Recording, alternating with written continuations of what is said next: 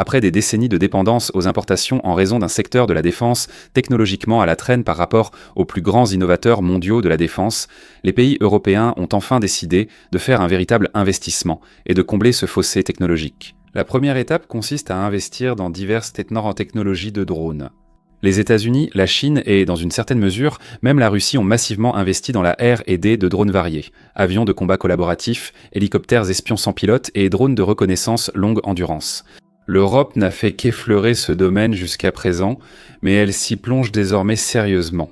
Des dizaines d'innovations européennes en drones et anti-drones ont été dévoilées au Salon aéronautique de Berlin en juin 2026, prouvant que l'Europe peut répondre à ses besoins de défense. Revenons à l'épisode d'aujourd'hui. L'Iris-T SLS Mark III. Diehl, l'entreprise derrière le missile Iris-T et son unité de tir, qui sera bientôt utilisée par la moitié de l'Europe, a récemment dévoilé sa toute nouvelle unité de tir appelée Iris-T SLS Mark IV, un nom qui n'est sans pas facile à prononcer. Le missile Iris-T, qui signifie système d'imagerie infrarouge à poussée vectorielle contrôlée, ce qui est encore plus difficile à prononcer, est un missile RR à courte portée conçu pour remplacer le légendaire AIM-9 Sidewinder qui lui est facile à prononcer. Issu d'une collaboration européenne, il offre une alternative efficace et abordable aux missiles américains, avec des milliers d'Iris-T utilisés mondialement. Avec une portée opérationnelle d'environ 25 km soit 16 miles, une vitesse maximale de Mach 3 fois, la vitesse du son et une ogive de 11,4 kg, c'est un missile RR très puissant. Et c'est là que réside le problème.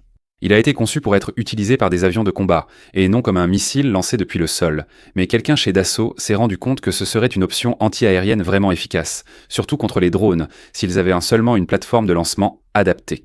C'est ainsi que l'Iris-T SLS est né. SLS signifie Surface Launched Standard, à ne pas confondre avec l'Iris-T SLM, qui signifie Surface Launched Missile, un système de défense aérienne qui lance des missiles beaucoup plus grands avec une portée, une altitude de vol et une vitesse supérieure. Le système SLS deviendra bientôt la principale défense aérienne basse altitude en Europe. Déjà utilisé par l'Allemagne et la Suède, ces pays attendent de nouvelles livraisons. Il est déjà utilisé en Ukraine, l'Autriche et la Norvège attendent leurs premières unités.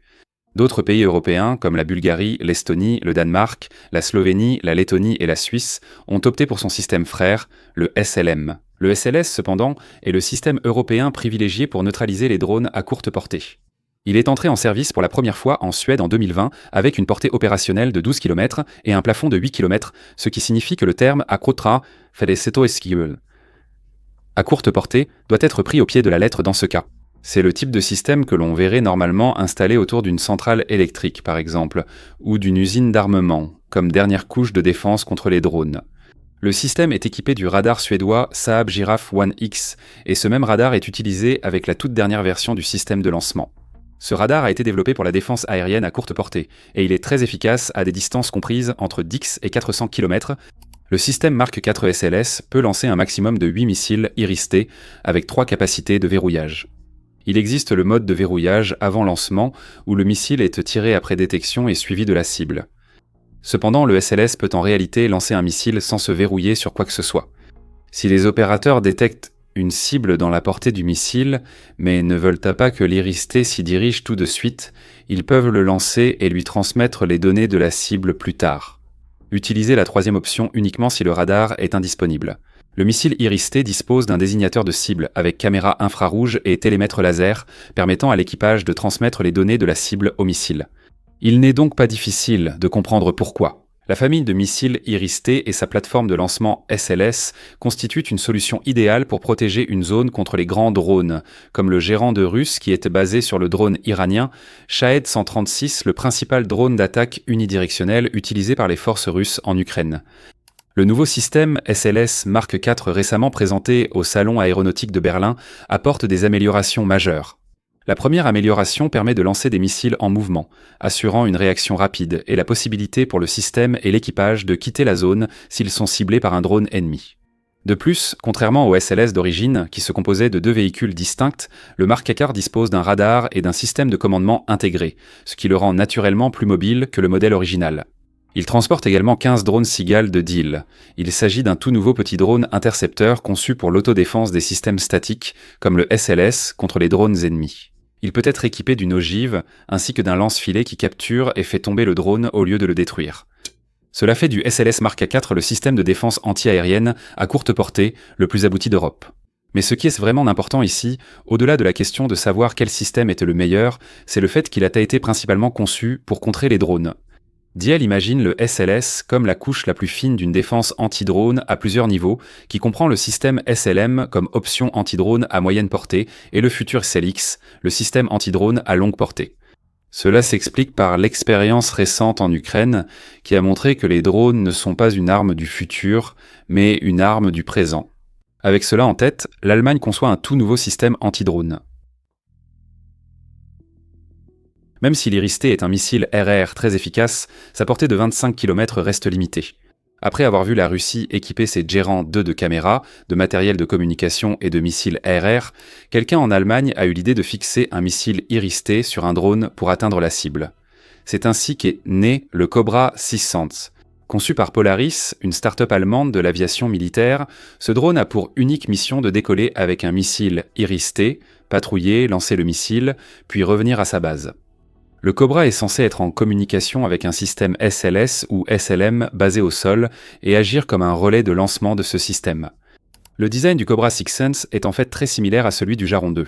Le drone de 19,6 pieds ou 600 cm de long, qui a été nommé d'après sa longueur, a été conçu avec une configuration en aile delta, conçue pour économiser le carburant. Des stabilisateurs verticaux aux extrémités des ailes et un train d'atterrissage rétractable, comme un avion de chasse, car ce n'est pas un drone d'attaque à usage unique. Sa petite taille et son poids léger permettaient un lancement depuis une autoroute ou une longue route dégagée. Pour y parvenir, le Cobra 600 sera propulsé par 4 turboréacteurs. Les moteurs présentés au Salon aéronautique de Berlin étaient des turboréacteurs miniatures JetCat P1000 Pro, chacun fournissant au Cobra environ 250 livres de poussée. Plus important encore, le fuselage et la propulsion ont été conçus autour du missile Iris-T. Le seul objectif du Cobra est de transporter et d'étendre la portée effective du missile. C'est vraiment important pour l'OTAN, car elle possède déjà des milliers de ces missiles dans divers arsenaux à travers l'Europe. Et puisque le Cobra 600 étend leur portée de 25 à des centaines de kilomètres, l'utilité pratique de ces missiles est grandement augmentée. Le Cobra aura une portée de combat d'environ 250 miles, et avec cela, il a le potentiel de transformer les plateformes SLS et SLM en plateformes anti-drone à longue portée. Rappelez-vous, les radars à bord des SLS et des SLM sont capables de détecter des menaces à des centaines de kilomètres. C'est le missile qui ne peut pas être lancé aussi loin. Cependant, une fois que le Cobra sera introduit, tout cela changera. Cela s'accompagne de réserves.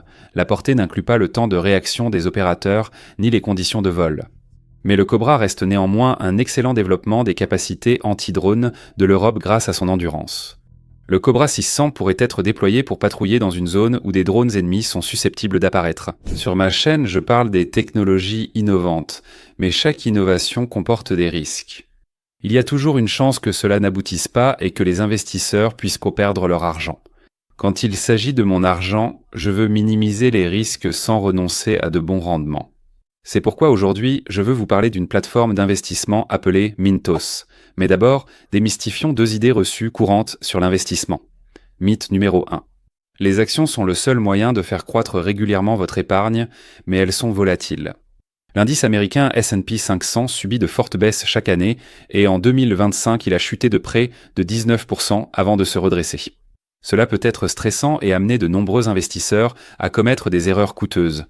Mythe numéro 2, les actifs à revenus fixes sont compliqués et pas destinés aux investisseurs ordinaires. En réalité, investir dans le revenu fixe est plus facile que vous ne le pensez. Le marché européen des investissements alternatifs de détail a presque doublé en seulement 5 ans. C'est là que Mintos entre en jeu. Mintos est une plateforme facile à utiliser qui vous permet d'investir dans des prêts, des obligations et de l'immobilier en seulement quelques clics. L'objectif est simple. Gagner un revenu régulier sans dépendre des hauts et des bas du marché boursier et diversifier votre risque. Les prêts sur Mintos ont offert un rendement net annuel moyen de 8,8% depuis 2015, ce qui est supérieur à un compte d'épargne. Mintos a été fondé en 2014 et compte plus de 700 000 investisseurs à travers l'Europe, gérant plus de 800 millions d'euros d'actifs pour les investisseurs. Commencez à investir avec seulement 50 € et optez pour une gestion entièrement automatisée ou prenez le contrôle total. Pour recevoir un bonus de bienvenue exclusif, scannez le code QR ou cliquez sur le lien dans la description. Puisque faire fructifier votre argent est simple, investissez dès aujourd'hui avec Mintos. Dès qu'un drone apparaît sur le radar d'un lanceur SLS ou SLM, les opérateurs dirigeront le Cobra pour l'engager. Les inconvénients majeurs du Cobra sont l'absence de capteur embarqué et la capacité à n'emporter qu'un missile Iris-T. Il ne peut détecter ni suivre une cible de façon autonome. Il ne peut être utilisé que par l'équipage d'une plateforme SLS ou SLM, et une fois qu'il a tiré, il doit retourner à la base. C'est une solution économique à un problème coûteux, n'exigeant pas qu'un pilote risque sa vie, ce qui intéressera évidemment les armées européennes. La guerre Russie-Ukraine et l'évolution rapide des drones sur le front européens ont averti le reste de l'Europe, qui a largement négligé ses propres technologies de drones et d'anti-drones. Le Cobra 600 n'est qu'une des nombreuses options, mais il répond à tous les critères. Il est efficace d'après les quelques tests effectués jusqu'ici. Il s'utilise en défense anti-aérienne à plusieurs niveaux et, surtout, coûte moins cher qu'un missile solaire longue portée ou les drones qu'il doit abattre. Nous en avons parlé dans notre vidéo sur le Flamant Rose. Pour gagner une guerre de drones, il faut que vos drones conçus pour détruire ceux de l'ennemi coûtent moins cher à produire que ceux de l'adversaire. C'est quelque chose que le Cobra fait très bien et il est possible qu'avec le temps, on le voit de remplacer le missile Iris-T par quelque chose de plus petit et moins cher, puisque le missile lui-même sera plus cher que le drone. S'il est aussi présent, c'est uniquement grâce à son gros stock européen. L'Iris-T étant une réponse coûteuse aux drones moins chers, il sera probablement lancé uniquement par le Cobra 600. Face à une menace majeure comme un missile de croisière visant des infrastructures critiques ou un avion d'appui aérien atteignant le front, une intervention immédiate s'impose. Peu importe le coût, mais il est probable que les menaces moins coûteuses seront contrées par des contre-mesures moins coûteuses. Le Cobra 600 n'est pas le seul drone de combat européen à émerger sur le marché. Il est probable que l'Eurodrone européen, après des années d'attente, fera enfin ses débuts en 2027. L'Eurodrone est un drone de moyenne altitude et de longue endurance. C'est devenu une sorte de blague dans les cercles de défense européens à cause de l'attente interminable. Comme tous les projets de défense conjoints européens, son histoire n'a que deux issues possibles. Soit il tombera dans l'oubli et ne passera jamais à la phase de production, soit à l'inverse, il faudra une éternité pour qu'il entre en production. L'Eurodrone est, de façon incroyable, un exemple potentiel des deux cas de figure. Le projet a débuté en 2015 avec une étude interminable pour le définir et élaborer un avant-projet, suivi d'un appel d'offres adressé aux industriels, principalement Airbus, Dassault Aviation et Leonardo, mais les contrats n'ont été signés qu'en 2021. L'Organisation conjointe de coopération en matière d'armement, qui supervise les projets européens communs, a mis 6 ans pour passer du point A. La prise de conscience que les armées européennes doivent produire localement des drones Mail pour éviter une dépendance aux MQ-9 Reaper américains et Héron israéliens. Jusqu'au point B, la signature de contrats avec les sous-traitants. C'est la principale raison pour laquelle les projets européens ambitieux sont la cible de tant de moqueries dans l'industrie de la défense. Le manque d'urgence et l'approche des involtes font toujours que le produit est technologiquement obsolète d'au moins une demi-décennie. Néanmoins, l'Eurodrone est bel et bien là maintenant, et il effectuera son vol inaugural en 2027, donc il est grand temps de voir si l'attente en valait la peine. Il servira de drone Mail pour les forces aériennes italiennes, espagnoles, françaises et allemandes, volant entre 3 et 9 km d'altitude pendant plusieurs jours. L'Eurodrone sert à la surveillance, au renseignement et à la reconnaissance, et peut aussi soutenir les troupes au sol avec des munitions guidées. C'est une copie évidente du General Atomics MQ-1 Predator ou de son descendant, le MQ-9 Reaper. Ces deux drones UA incarnent parfaitement l'endurance, la reconnaissance et le soutien au sol, le Reaper étant utilisé par pratiquement l'ensemble de l'OTAN. Comme le Reaper, l'Eurodrone aura des hélices propulsées par 2 moteurs. 2 moteurs peuvent sembler excessifs pour un drone de 13 tonnes. Le moteur en question est un moteur General Electric Catalyst, qui développe une puissance maximale de 1600 chevaux, et l'Eurodrone en possède 2. Pour comparaison, le Reaper pèse 4,76 tonnes et dispose d'un moteur Honeywell de 900 chevaux. Il connaît rarement des problèmes. L'Allemagne a préféré une configuration à 2 moteurs, l'Eurodrone pouvant être utilisé en zone urbaine en cas de panne d'un moteur.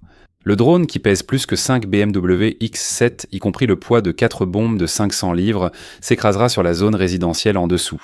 Une réflexion sensée de la part de l'Allemagne, mais cela a retardé la production et ajouté beaucoup trop de poids au drone, ce qui, à son tour, a provoqué une dispute entre les Allemands et les Français. Ce qui, comme nous le savons, n'arrive jamais puisque les deux pays sont historiquement extrêmement amicaux.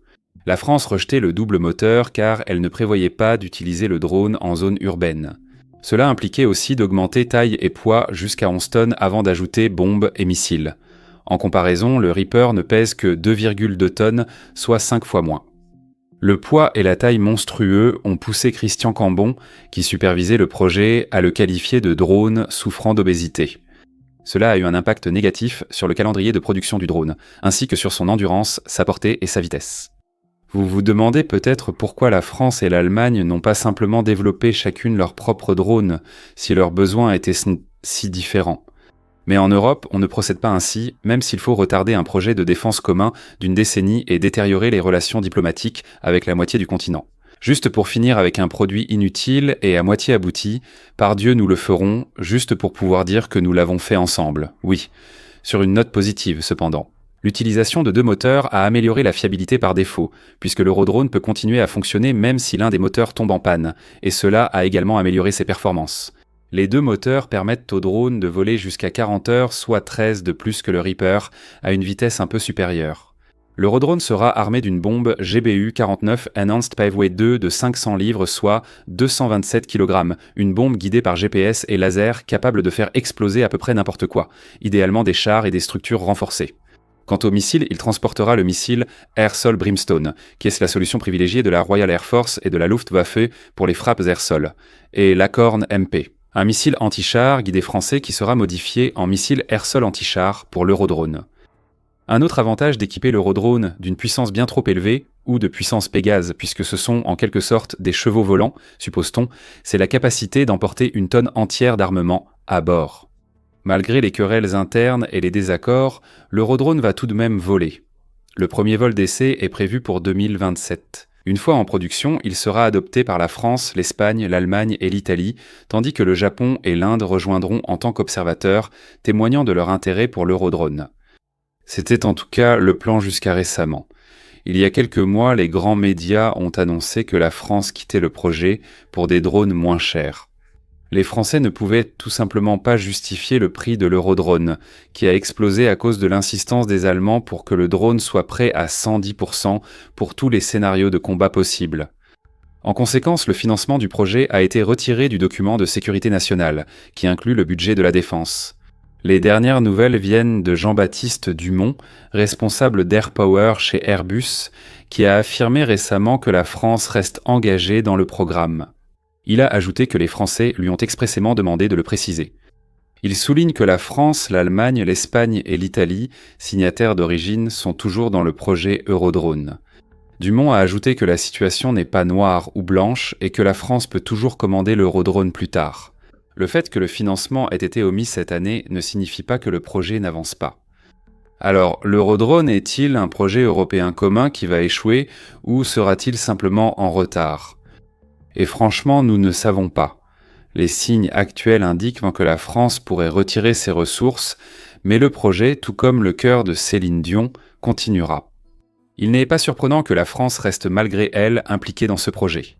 Parce qu'en dépit de toutes les différences entre les 2 pays, ils ont le même objectif, un drone souverain qui met fin à leur dépendance aux systèmes américains. Quelle que soit l'issue de l'Eurodrone, les investissements européens dans les drones continueront. L'Ukraine progresse aussi fortement dans un autre domaine, les drones terrestres. Le pays s'est fixé pour objectif de produire au moins 50 000 véhicules cette année, soit le double de ce qu'il a produit en 2025. Environ 99% des drones utilisés sur les lignes de front sont d'origine ukrainienne, selon Andriy Ritsinuk, le PDG de Brave One, une entreprise ukrainienne de production de drones. Environ 280 entreprises nationales fabriquent des véhicules terrestres sans pilote pour livrer des fournitures, secourir des combattants blessés et abattre des drones russes. À l'été 2025, une unité de véhicules terrestres sans pilote a capturé un groupe de combattants russes et les a amenés vers les lignes ukrainiennes, une première dans ce conflit. L'ampleur des missions de ces véhicules terrestres sans pilote justifie une production aussi massive. En mars 2026, ils ont mené 9000 missions et ce chiffre a dépassé 10 000 en avril. Les véhicules terrestres sans pilote existent, sous différentes formes, allant des modèles sans équipage conçus uniquement pour livrer des fournitures, jusqu'aux UGV de petit calibre. Utilisés pour détruire de petits drones et des véhicules terrestres sans pilote dotés de canons de 12,7 mm, capables d'abattre des drones plus grands ou de petits avions. L'Ukraine possède maintenant un réseau de production de drones autonomes, représentant un progrès notable dans l'expansion des capacités européennes. Mais l'histoire des drones en Europe continue, car Airbus a dévoilé une nouvelle gamme de drones à Berlin. Le Ravenstorm. Airbus a dévoilé tout un portefeuille de conception de drones au Salon aéronautique de Berlin, et le Ravenstorm est l'un des modèles les plus remarquables du pays. Le Ravenstorm aurait pu être conçu comme drone ailier fidèle pour le programme annulé de chasseurs de nouvelle génération, le système de combat aérien du futur. Qui s'est effondré à cause, eh bien, vous pouvez probablement le deviner, des Allemands et des Français qui n'étaient pas d'accord sur quelque chose, comme d'habitude. Le drone mesure 43 pieds, soit 13,1 mètres de long, avec une envergure de 33 pieds, soit 10 mètres grâce à sa taille, sa forme et sa configuration à ailes en flèche. Cela rappelle le Dark Merlin UCAV de General Atomics, un drone hautement secret qui est en développement depuis un certain temps déjà. Le Ravenstorm possède une grande entrée d'air sur le dessus, et la forme de cette entrée indique clairement dans quel but le drone a été conçu. L'énergie radar furtive pénètre jusque dans la cavité même de l'entrée d'air, ainsi que dans l'échappement. Elle rebondit sur les parties du moteur avant de ressortir vers le radar. C'est une excellente façon de se faire repérer, d'où les entrées d'air sur les appareils furtifs récents. Les modèles comme le F-22, le F-35 et le J-20 ont tous une forme similaire et sont tous inclinés. Plus une surface est inclinée et moins elle est plate, moins un signal radar a de chances de rebondir au bon angle pour révéler la position. L'emploi de matériaux absorbant les ondes radar améliore aussi la furtivité, mais on ignore si le Ravenstorm utilise des matériaux RAM. Selon Airbus, le Ravenstorm a un poids maximal au décollage annoncé de 6 tonnes, avec une capacité de charge utile interne de 500 kg et des points d'emport externes supplémentaires. Il transportera des munitions guidées de précision, des missiles air-sol et RR à moyenne et longue portée, et sera aussi équipé pour la guerre électronique. Les missiles spécifiques présentés sur la maquette au Salon aéronautique de Berlin sont les Meteor RR et Spear air-sol, tous deux développés et produits par MBDA.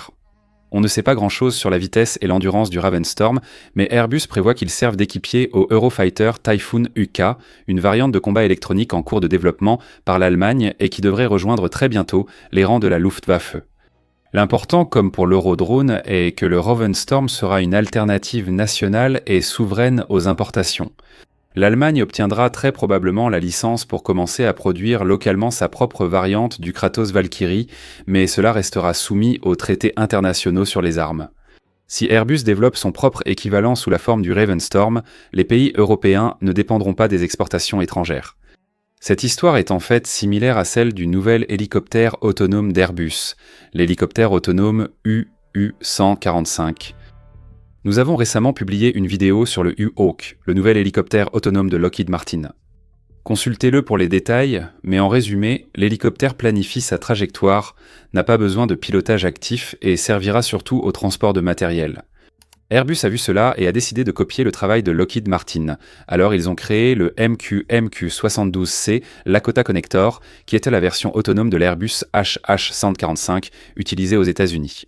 Cependant, une évolution de ce concept prend la forme du UU-145. Le HH-145 est une plateforme d'hélicoptères éprouvée mondialement, utilisée dans les secteurs civils et militaires. Comme le légendaire Huey, il a servi à de nombreuses missions utilitaires. Le UU-145, cependant, sera principalement un hélicoptère logistique à forte capacité d'emport. Il aura une capacité de charge utile de 2600 livres, soit 1180 kg, ce qui est, à première vue, moins que les 4000 livres du Lakota Connector. Il faut préciser que le Lakota Connector transportera aussi des charges par élingue. Si cette capacité est ajoutée à la version européenne de l'hélicoptère autonome, il pourra sans doute gérer la même charge. Airbus refuse cependant de limiter le UU-145 au seul rôle d'hélicoptère de ravitaillement, car il le propose aux armées du monde entier comme hélicoptère de reconnaissance armée et de surveillance. Étant donné l'adaptabilité de la plateforme d'origine, il serait probablement facile de produire un UU-145 autonome en pensant à ses rôles spécifiques. Comme le U-Hawk, ils peuvent embarquer et lancer des drones près d'une zone de combat, en les contrôlant depuis l'hélicoptère. Les deux plateformes partagent aussi la planification autonome des itinéraires. Le UU-145 sera équipé d'un ensemble de capteurs haut de gamme et d'un module d'IA qui naviguera de manière autonome le long d'un itinéraire prédéterminé, lequel pourra être choisi soit par l'opérateur, soit par le logiciel lui-même. Pour optimiser l'espace de chargement, le cockpit sera retiré. Une porte de nez à ouverture en coquille, une plateforme de chargement et une porte fret seront installées. La conception en est encore à ses débuts, mais chez Airbus, on estime que passer du H145 au UU145 n'est pas un si grand défi. Le premier vol d'essai avec un pilote à bord, prêt à intervenir, est prévu d'ici la fin de 2026. Et vous avez peut-être remarqué une tendance maintenant. Tous ces systèmes de drones et d'anti-drones sont soit des choses qui, jusqu'à présent, étaient achetées par les pays européens aux États-Unis sans production locale, soit des innovations venues des États-Unis que l'Europe souhaite désormais avoir chez elle. Cela signifie que l'Union européenne, tout en essayant de rester en bons termes avec les États-Unis, prend clairement ses distances avec l'achat systématique auprès du plus grand fabricant d'armement au monde et commence à investir massivement dans la production locale. Les chiffres le confirment. Selon l'Union européenne, les dépenses de défense des États membres augmentent chaque année depuis plus de 10 ans. Les dépenses de défense en 2025 étaient supérieures de 11% par rapport à 2024 et remarquablement supérieures de 63% par rapport à 2020. Deux facteurs expliquent cet investissement. Le plus important est l'invasion russe de l'Ukraine, qui a rappelé au reste de l'Europe que la période largement pacifique à laquelle nous nous étions habitués après la Seconde Guerre mondiale ne devait pas être considérée comme acquise. Le deuxième facteur concerne la relation entre les États-Unis et l'Europe, qui se détériore depuis l'élection de Donald Trump. Les 45e et 47e présidents des États-Unis ont affirmé que l'Europe ne peut plus compter sur les accords d'exportation favorables ni sur le soutien inconditionnel des États-Unis en défense. Mais pour le meilleur ou pour le pire, face à la menace imminente de la Russie et au fait que son allié le plus puissant lui tourne le dos, les dirigeants européens, menés par le président français Emmanuel Macron, ont décidé de relancer l'industrie de la défense continentale. Des projets qui ont été annulés ou mis en veille auparavant ont été relancés, des projets qui avançaient lentement ont été accélérés et des projets jugés cruciaux sont désormais considérés comme prioritaires. Du point de vue de la fabrication de la défense, l'Europe est à la traîne par rapport aux États-Unis et à la Chine, tant en termes de qualité que de quantité d'armes, se retrouvant dans une situation où tout le monde doit se mobiliser, ce qui est la raison principale de cet investissement massif dans la technologie des drones européens. Cela étant dit, il est probable que nous verrons les armées européennes déployer de plus en plus d'armes produites localement dans les années à venir grâce à des projets multinationaux, car aucun pays européen n'est jamais vraiment seul. Merci de votre attention.